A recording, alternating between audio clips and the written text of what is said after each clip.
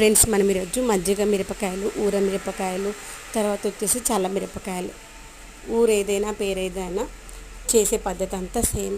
ఈరోజు వీటిని ఎలా చేసుకోవాలంటే, కొంచెం మందంగా ఉన్నటువంటి మిరపకాయలు, పొడుగా ఉన్న మిరపకాయలు తీసుకొని మధ్యలోకి చీల్చుకొని మంచి కడిగేసుకోవాలి. తర్వాత మజ్జిగ తయారు చేసుకుని దాంట్లో ఉప్పు వేసుకోవాలి. ఉప్పు కొంచెం క్వాంటిటీ అయితే ఎక్కువగానే వేసుకోవాలి.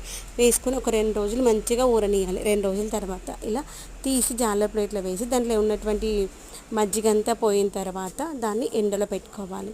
మనం మార్నింగ్ తీసేసి ఈవినింగ్ వరకు ఎండలో పెట్టుకోవాలి. మళ్ళీ ఈవినింగ్ టైంలో తీసి మళ్ళీ ఆ యొక్క మజ్జిగలో వేసుకోవాలి. ఈ ప్రాసెస్ అనేది 3 రోజులు చేయాలి. మార్నింగ్ తీయాలి, ఎండలో పెట్టుకోవాలి, మళ్ళీ ఈవినింగ్ తీసుకురావాలి, మజ్జిగలో వేయాలి.